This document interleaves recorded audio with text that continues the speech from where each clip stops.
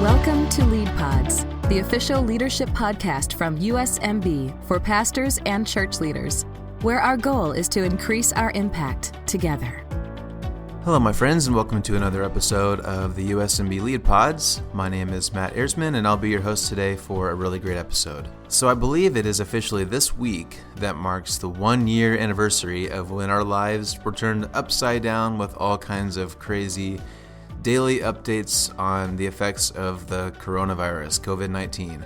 If you're anything like me, you probably remember this week a year ago, where especially if you work at a church, every day you were trying to pay attention to what new rules were coming out with regulations and restrictions and bans, and I'm trying to scramble to figure out what that meant for your life or what it meant for your kids at school or your job. And I just remember the chaos that those days brought, and it's, on one hand, it's kind of hard to believe it's already been a year, and on the other hand, it seems like this is just what life has been like for so long, it's hard to remember what life was like before. It's just crazy.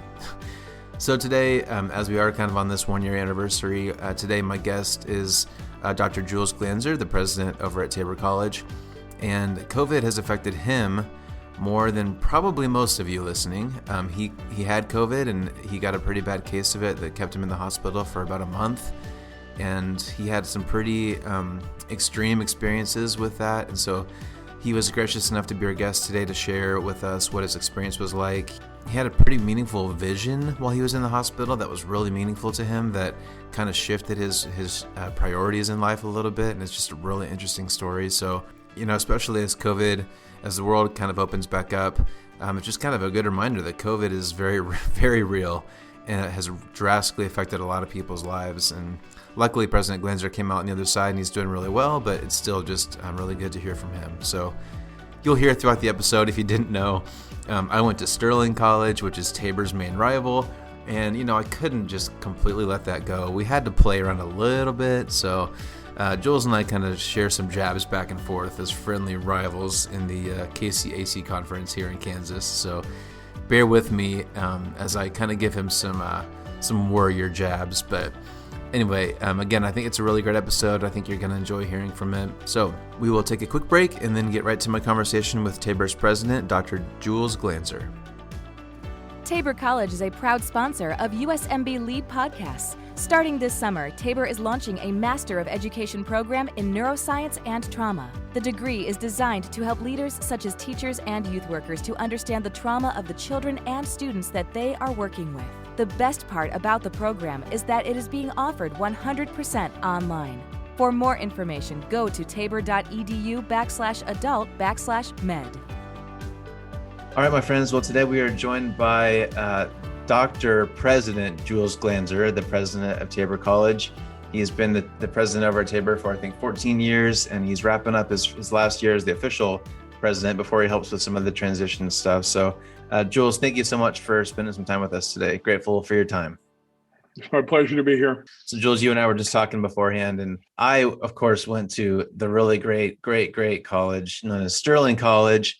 You, of course, run Tabor College. For people outside of the Kansas bubble, we're kind of the main rivals of the KCAC. And so I am often outnumbered in MB circles. I'm often the lone non-Tabor person. And so, Jules, you're my guest today. I know you're recovering from COVID, so I promise to be kind to you, but I have to at least just acknowledge the elephant in the room that we are from rival universities here. Well, I'll forgive you for your bad choice of schools, but I'll compliment you for your good choice of denominations. Fair enough. Sterling's a good school. And Tabor is okay. Tabor's okay. Just keep sending us your students and we'll be satisfied. Fair enough. Well, President Being a college president is real easy. There's just two things you need: more students and more money. That's like most jobs, I think, is more clients, more money. Well, Dr. Glanzer, I know a lot of people know you, but for someone listening today who maybe doesn't know you or your story, can you just give us a quick bio of who you are, your role at Tabor, and anything else you'd like to share with us? I'm in my 14th year and final year at Tabor College, serving as their president. When they find a new president, I will be retiring, and then looking forward to what is next after that. Prior to this, I was the dean of the seminary at George Fox University for 6.5 years. And before that, I served as a pastor in Houston, Texas, with the Evangelical Covenant Church, and also as a church planner with them, and then with the Mennonite Brethren prior to that. And I was in Ulysses, Kansas for 4 years as a pastor there in the Mennonite Brethren Church in Ulysses. Prior to that, 1 year as kind of an internship at Lincoln Glen Mennonite Brethren Church, and Mennonite Brethren Biblical Seminary before that, and Tabor College before that. You just got 50 years of history. You are MB through and through, aren't you? That's great. I grew up in South Dakota in a Krimmer Mennonite Brethren Church. Okay. Uh-huh. And the church is made up of Hutterites. And so I'm a full-blooded Hutterite. And I still remember when I became president of Tabor, in the first board meeting we had, someone from South Dakota walked into the cafeteria, walked up to the board people that were sitting there and said, "Well, so you finally got a Hutter to take care of this place." Nice. So there's some history there. Nice. That's great. Well, Dr. Glanzer, I know kind of our main topic for today is you fairly recently just got out of the hospital. You had quite the stint fighting COVID-19. And so, I mean, first of all, I'm just glad to see that you're home and doing well. I know it's been quite the journey for you. So we're going to spend most of our time today just talking about your journey. I want to hear how all that thing, everything kind of came to be, how you're feeling today, and maybe just a couple lessons that we can all learn now that you're on this side of it. So why don't you just walk us through? So how did all this start for you? When did you start to feel symptoms, and what has this journey been like for you? Well, first of all, the journey isn't over. Mm-hmm. They told me when I got out of the hospital that for 3 weeks I should expect to be on oxygen and just kind of get back to some kind of normality, that would be followed by 3 months of healing and recovery that would be fairly intense. I'm 1 month into those 3 months right now. So I have another couple months of that. And then there was a 6-month period where once that happened, at the 3-month juncture, they're going to be running a number of tests to see exactly what all has transpired in the healing process. And then another 3 months in addition to that. And then I will know what is permanent. Okay. What I will have to continue to live with, and what I will, there's been healing for it. So I'm in the midst of that battle yet. And in the COVID world, you measure progress by the week. Okay. And you have good days and you have bad days. I've had a string of good days this week. And so as I think about what was it like last week at this time, I've seen some noticeable improvements. I'm really thankful that my lungs are healing. My strength and my muscle atrophy has not come back yet. And being in a hospital for 31 days, the atrophy, it's 3% a day, to give you an example. So there's just a lot of muscle that has to be built back, and stamina, and things like that. So it's just time is my friend, rest is my friend, and managing relationships and energy levels and appointments and schedules and all that is just very important. So I'm in the midst of it. It's a long journey and it's a battle. I have to tell you, I am thankful that I'm here. And if you read the Christian Leader story, then I'll be happy to share that story here if you want me to. The battle started with, so I was going to bed, I noticed a cough. I had done everything that I thought should be done. We have strict protocol on Tabor's campus, and I had followed that in terms of not being in groups of people, basically being social distance to the degree that you can, and also wearing a mask when it was appropriate to wear one. I just realized that. The next day I had a consultant come to see me, and before he came, we went and tested in our COVID lab. He tested positive and I tested negative. But I could tell that something was wrong. I called my doctor and he said, "Well, why don't you come in? We'll start giving you some drugs just for preventative." And then that lasted, and I had some really good days, tested again and tested positive the next time. Day 10. Let me ask you real quick. So just for timeline, when did this start? Like what time of year was this? In November. November. It was November 17, I think it was, when I first tested, when I had the first symptom. And then they had started, because I was a high risk situation. I only have one kidney and a pacemaker. So I was considered high risk. And they said, if you get it, you're toast. My doctor told me that way back in March already, And so we really were careful and tried to keep away from it. But somewhere, I do not know where I was exposed to it. On day 10, which was the day after Thanksgiving, my oxygen wasn't holding. And the oximeter was just dropping me lower and lower into the 80s. And at about 8 o'clock that night, the doctor said, I think you need to go get some supplemental oxygen. Let's just be for preventative, but you're not holding. We need to do something. You just had a cough, and then it just kind of got harder and harder to breathe. Is that because everyone has different symptoms? Kind of normal symptom. Then I felt pretty good. Okay. But day 10, the oxygen level was not holding. Okay. That little gauge, the oximeter that you put in your finger, and it tells you what the level is. It should be in the 90s, and mine was all day long was just going lower and lower and lower. So I literally thought I was going in for a couple of whiffs of oxygen for a day or two, and I'd come home. Yep.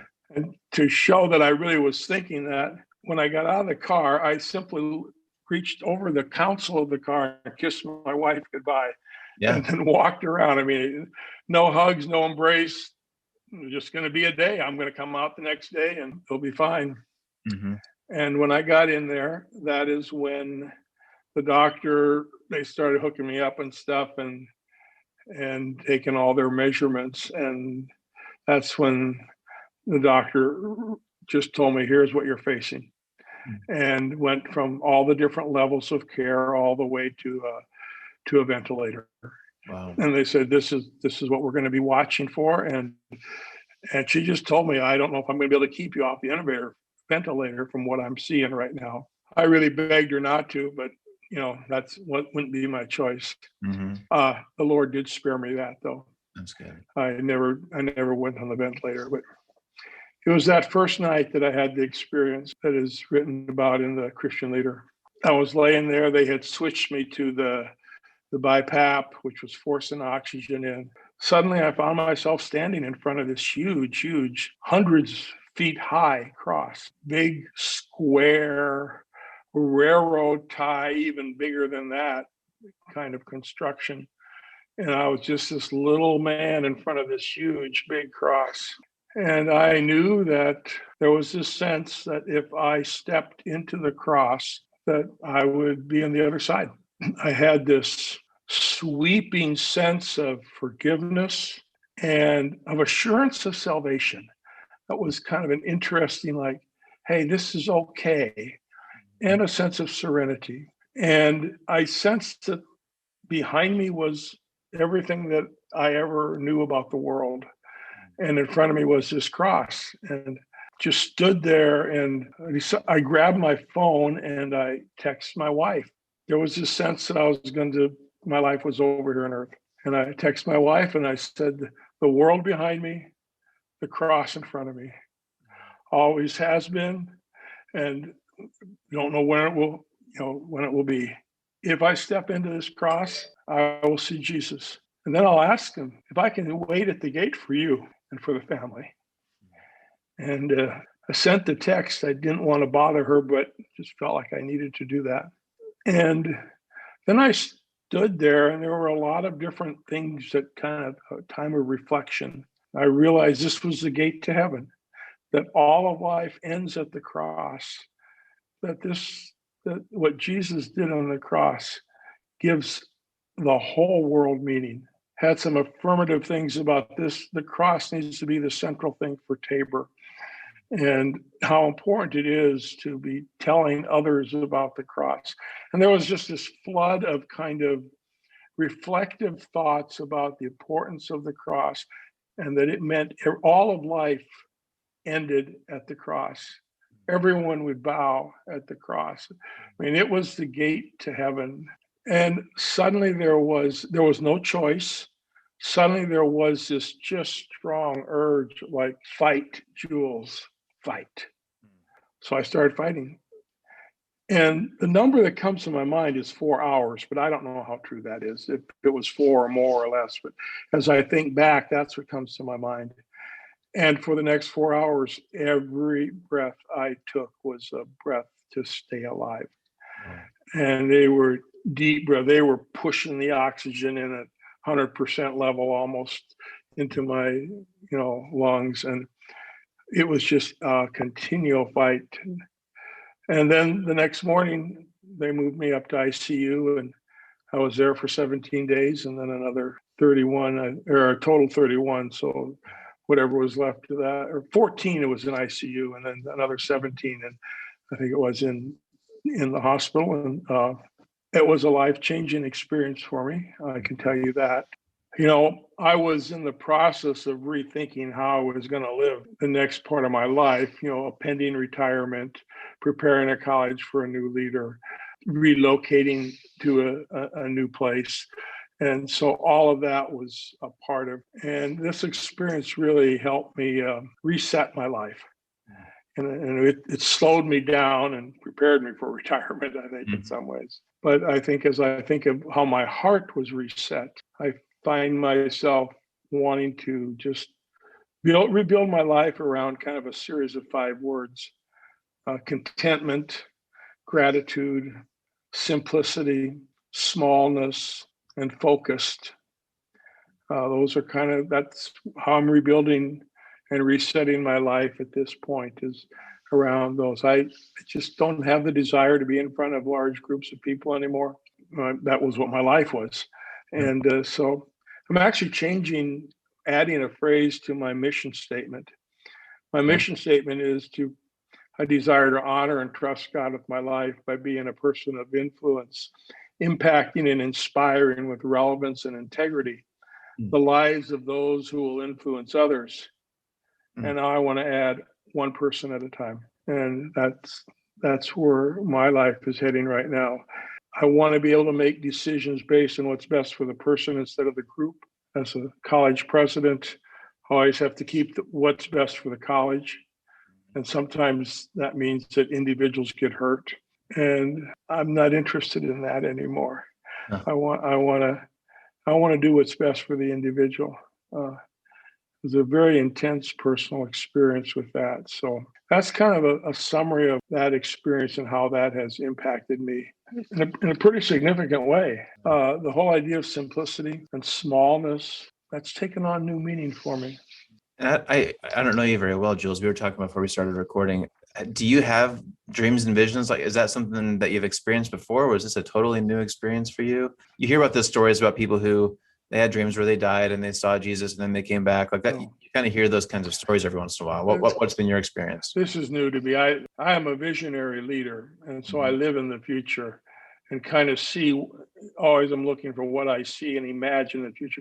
This was different. This was I don't know what to call it. I call it a vision of the cross.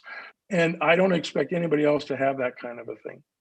I don't like it when people have an experience and now everybody else is supposed to have the same thing.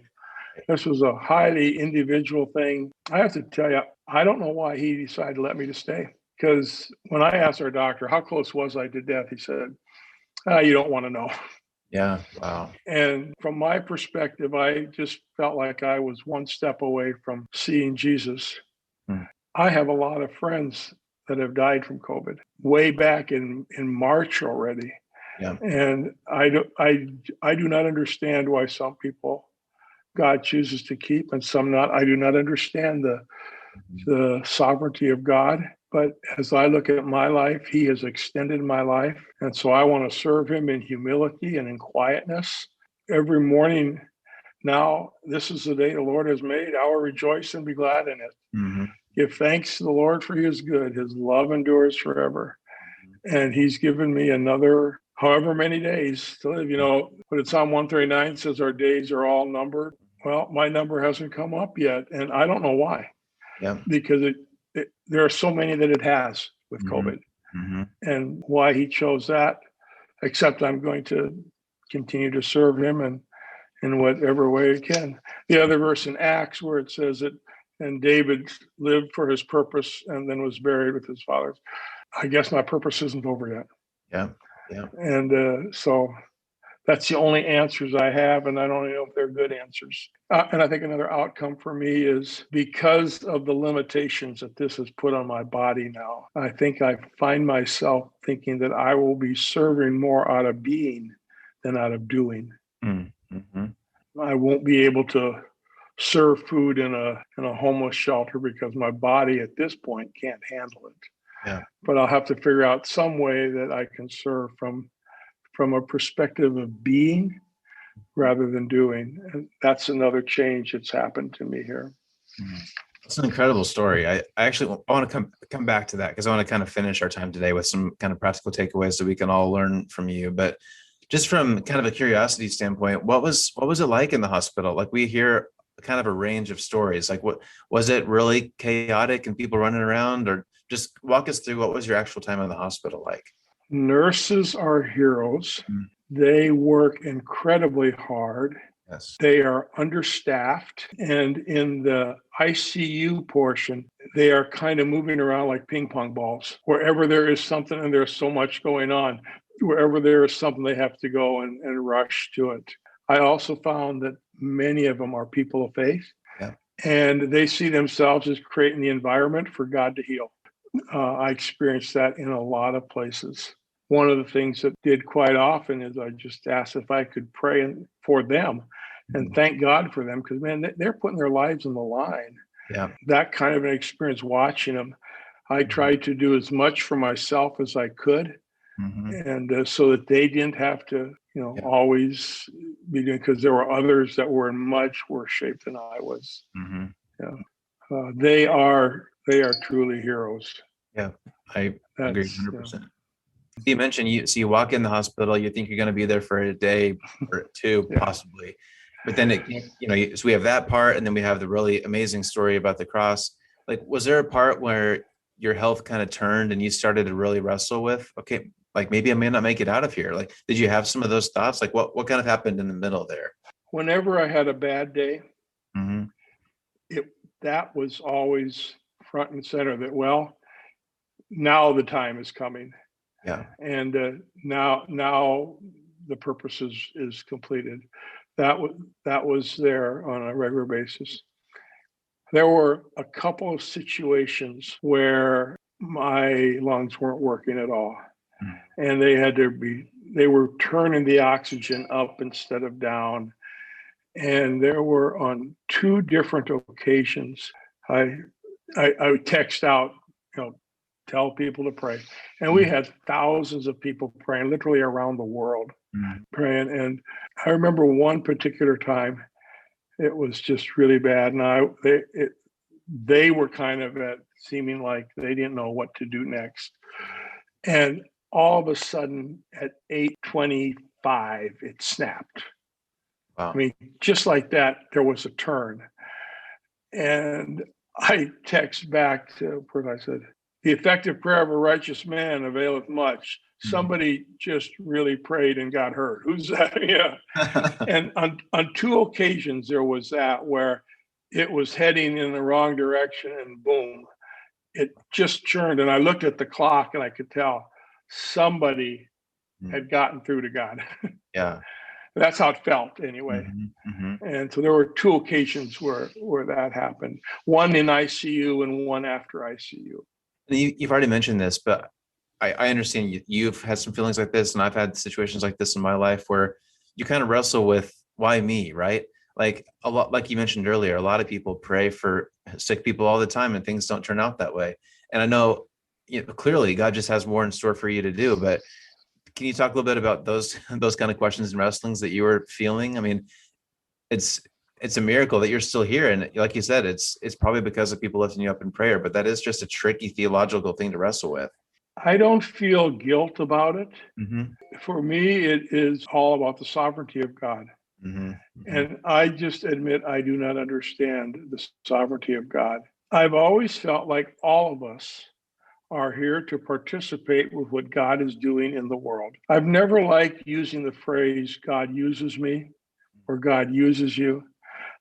I've always felt like, no, we are participating with him in his mission in the world. And what he is doing, I want to align my life with him and my activity with him.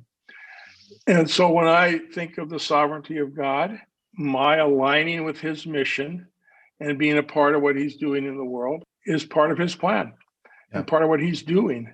I see all of Tabor that way. Every student that comes to Tabor, from my perspective, is a gift that God has given us to shape. And what we are doing is we are carrying out his work in that person's life. And so we create an environment by which that can happen. And at the same time, provide them and equip them for a vocation that when they leave, will go into the world and make the world more the way God intended it to be. Yeah. And that is his mission. Mm-hmm. And I don't even know if we always can identify what that mission is. I think we know in general when we read Exodus 5 and 6, to bring deliverance, to form community, to help people know God and to give a better life. I mean, I think that is the general purpose and mission of God in the world. God's design by Elmer Martins, he lays that out in a really positive way. And so I think we're participating with that. How the sovereignty of God fits into that, I just don't think we'll know until we get there. Yeah. And then we'll understand why God does what he does. Mm-hmm. I'm not God and I don't want to be, and he is, and I want to serve him. Yep. One more kind of practical question. You've kind of hinted at this already, but like, how are you doing now? I know you mentioned you still got some months of recovery ahead of you. Are you able to kind of breathe and function relatively normal? Or how do you feel today? Yeah. I've been off oxygen for over 2 weeks now, and my mind and my spirit are willing, and my body is not. Okay. Ironically, the underlying conditions were not affected by COVID. It was just my lungs and then the atrophy from being in the hospital for 31 days. Mm-hmm. And so my legs, and that's just a matter of exercising and bringing that back. Mm-hmm. The lungs, I'd say, are probably about 65, 70% capacity right now. Okay. In that neighborhood. And lungs heal themselves, but they do it slowly. Okay. And if you push them, they remind you that they're in charge. Okay. Well, I'm so glad that you're recovering so well. That's great. Thank you. It's the prayers of the people. Mm-hmm. It's all the medical professionals and what they've done. And Dr. Lowen from First MD is my personal physician, and he has just been amazing. And all the medical and therapeutic drugs that they pour into, and from steroids to remdesivir and to the plasma that they put in, was another piece of what I experienced through that. But at the end, it's God who heals. Yeah, that's right. So I'm curious if you have any kind of leadership lessons that you've learned through this, because part of one of my least favorite things about COVID is that it's kind of unfortunately become a political issue for a lot of people. And I really don't like that. And again, you and I were talking before we started recording that it's different when we know someone like you. We can put a name, a face, and a story to someone we care about who's really struggling. And so I think, if it's just a headline, it's a little bit easier for us just to kind of brush things aside or think there's some master conspiracy happening. What's been your personal journey with that side of things? And for leaders listening, what kind of advice or encouragement would you share for leaders kind of figuring out how to walk through these crazy times that we're in? That's really a good question. And let me answer it from a societal point of view. Okay. To start with. I don't like what I see in society right now. And what I don't like is, first of all, the hypocrisy and lack of integrity. There is so much hypocrisy and so much lack of integrity with what people are saying. And then you add to that, we live in a world of extremes. We're polarized, but the polarization is around extremes. So I think the first lesson on leadership in this is good leadership understands paradox. And paradox is bringing both ends together in some way. Mm-hmm. So we need to be living more in a both and world than an either or world. That's very difficult for someone like me with my personality to do. But if there's a leadership lesson here, it's the lesson of paradox. Is how can we bring the ends together? Mm-hmm. And also to be just genuinely live out integrity instead of hypocrisy. The masks thing for me is just it's all about hypocrisy and a lack of integrity. If you're going to wear a mask, wear a good one. And now even the CDC has said where to. Yeah. Why did they say where to? Because one isn't working.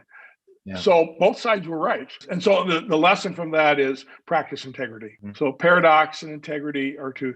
A third one is I'm really getting tired of people not taking responsibility for their lives or taking responsibility even for anything that they do, and expecting me to take care of them. Now, as a leader, it's my responsibility to do that. And I understand that they've been put under my care. But that if something goes wrong, I should have done something else to help them out. And I think a third leadership lesson is take responsibility. And even when it's wrong, take responsibility. Yeah. I do not know where I got COVID, but I have to take responsibility that I put myself in someplace where I got it. And I wasn't smart enough or didn't realize enough that, and it could have been just a split second. I didn't have a mask on, but I was wearing masks every time I left my office. Yeah. I avoided being with people, but so I have to I can't blame anybody else for giving me that. Right. And so the paradox lesson, the living with integrity and the taking responsibility, those would be the leadership ones. I also learned another thing. This is another story, if you don't mind. Sure, go for it. I don't know if you've ever heard of the Stockdale paradox. I'm not sure if I have. This was Ross Perot's running mate, he was a prisoner of war in Vietnam. Okay. And he made the case that prisoners that set a date by which they hoped to get out, and then that date came and went, didn't make it. Oh, interesting. Okay. And prisoners that didn't set the date, but just said, when it happens, it's going to happen, and continued to struggle and endure, those were the ones that made it. Interesting. And he called that the Stockdale paradox. I experienced that when I was, because we spent Christmas in the hospital. Yeah. And the week or so before, our goal was to get home before Christmas. I was playing that song, I'll Be Home for Christmas. And then all of a sudden I realized that is a killer. Because instead of wanting to be home by Christmas, I wanted to go home when I was ready to go home. Yep. And the day before Christmas, I was not yet ready to go home. Plus, it was a weekend. And so if something would have gone wrong, I would have not had the care that I needed outside of the hospital. Sure. And home health wasn't going to be coming by at that, on Christmas Day and things like that. Yep. And I think that's another leadership, that whole Stockdale paradox, as they call it. I just really experienced that over the Christmas season, that it's okay to set dates of when, but don't let that get in the way. Yeah. Have the purpose in mind, be ready. And it was another one of those experiences that I had. Yeah, no, that's really good. Those are all very good takeaways for all of us. So as we begin to wrap up here, Jules, obviously your new perspective, it's inspiring, it's encouraging, it's interesting. I loved reading your Christian Leader article. It was just really insightful. So your takeaways, your 5 words that you're kind of centering around, like that's a good way for anyone to live, right? And unfortunately, for a lot of people, it takes some kind of crisis to have kind of this reconciliation or this realization that some things might need to change. For anyone listening who hasn't had, a battle with COVID or crazy life-altering situation, I mean, what can we do to have a better the perspective that you have now? Do you have any advice of how we can kind of all live that way? Because I think that's the right way to live, is to, like the words that you're talking about, simplicity and valuing individuals and being content and grateful for each day. We would all benefit from living that way. Do you have any advice for us as we begin to kind of close out here? I think you have to be called to live that kind of a life. I don't know if everyone should live that way. Really? Okay. I would have a failed presidency if I would have lived that way for the last 13 years, because I had to be very actively involved in things. I was content and gratitude was always there. But being a college president is not simple. I mean, you can make things as simple as possible, but it's a very complex world when you have 24 different stakeholder groups that you have to take care of. And I think if I would have lived this way all 13 years, I would have been considered a lazy college president. Mm.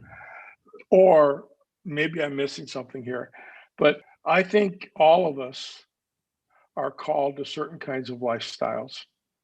Okay. There were times I have had to make decisions on what's best for the college, and I know that I hurt people in the process. Sure. I hate that.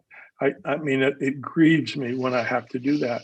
Now in retirement, I'm not responsible for an organization, so I can go back to how it was when I was pastoring.